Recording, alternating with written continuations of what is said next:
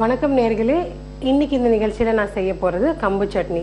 அதுக்கு தேவையான பொருட்களை இப்போ பார்க்கலாம். கம்பு, உளுந்தம்பருப்பு, கடலைப்பருப்பு, புளி, மிளகாய், எண்ணெய், உப்பு.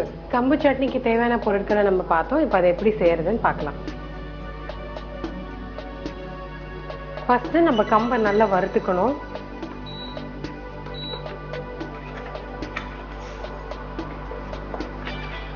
உங்களுக்கு சட்னி எவ்வளோ அளவு தேவையோ அதுக்கேற்ற மாதிரி நீங்கள் கம்பை எடுத்துக்கலாம். கம்பை உங்களுக்கு கலர் சேஞ்ச் ஆகும், அதுலேயே உங்களுக்கு தெரிஞ்சிடும். நல்லா செவக்க வறுத்துக்கோங்க. கம்பை எப்போவுமே தனியாக வறுத்துக்கணும், இது கூட வேறு எதுவும் நீங்கள் ஆட் பண்ண வேண்டாம். நம்ம எல்லாருக்குமே தெரியும் கம்பு வந்து ரொம்ப ப்ரோட்டீன் ரிச் அப்படின்னு.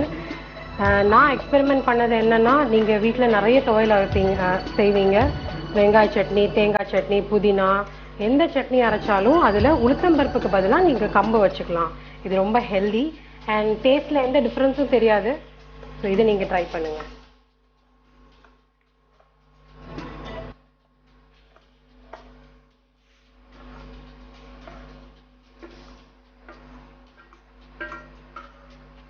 இது ஒரு பக்கம் ஆறட்டும். அடுத்தது கடலைப்பருப்பு எடுத்துக்கோங்க.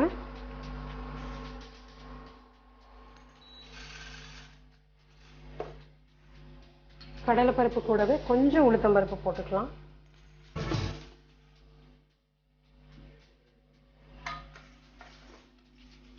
கடலைப்பருப்பும் உளுத்தம்பருப்பும் நம்ம டேஸ்ட்டுக்காக ஆட் பண்ணிக்கலாம், ஹெல்தியும் கூட. இதுவும் ப்ரௌனிஷ் கலரில் மாறுற வரைக்கும் நம்ம கொஞ்சம் வறுக்கணும்.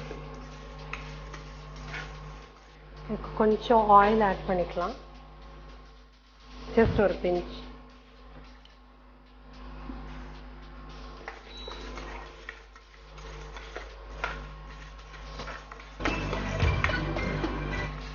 இதையும் இந்த பிளேட்ல எடுத்து வச்சுக்கலாம், அதான் கொஞ்சம் ஆறும்.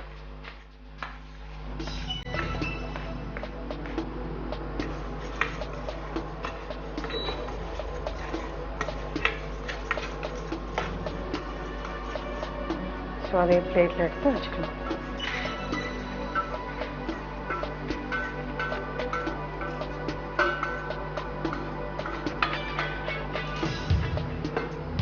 அடுத்தது மிளகா வத்தல், அதுவும் கொஞ்சம் ஆயிலில் வறுத்துக்கலாம். உங்களுக்கு காரம் எவ்வளோ தேவையோ அதுக்கேற்ற மாதிரி நீங்கள் மிளகா வத்தல் ஆட் பண்ணிக்கலாம். நான் 3 மிளகா வத்தல் போடுறேன்.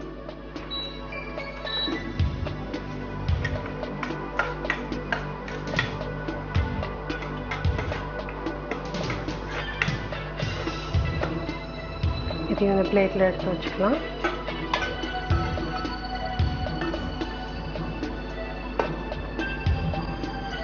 இதுக்கேற்ற மாதிரி சால்ட் ஆட் பண்ணிக்கணும்.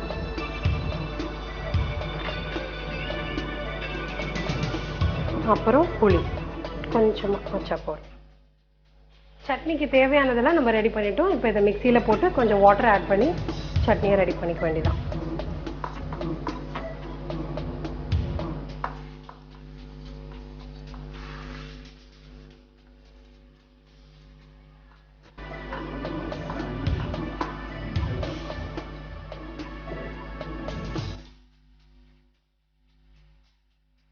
ஃபர்ஸ்ட் கொஞ்சம் ட்ரையாக இதை அரைச்சிக்கோங்க, அதுக்கப்புறம் நம்ம வாட்டர் ஆட் பண்ணிக்கலாம்.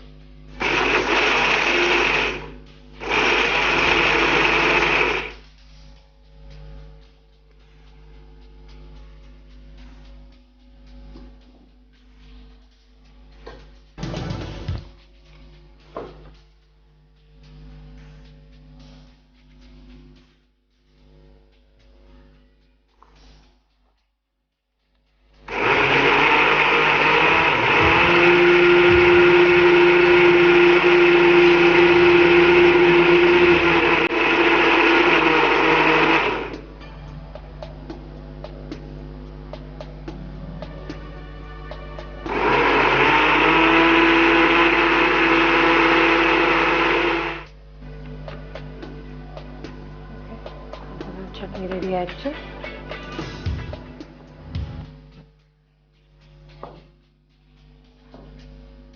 இதை ஒரு பவுலில் ட்ரான்ஸ்ஃபர் பண்ணிவிட்டு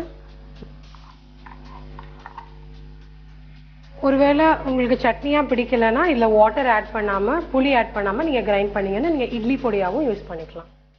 ஹெல்தியான டேஸ்டியான கம்பு சட்னி ரெடி. இதை நீங்களும் உங்கள் வீட்டில் ட்ரை பண்ணி பாருங்கள்.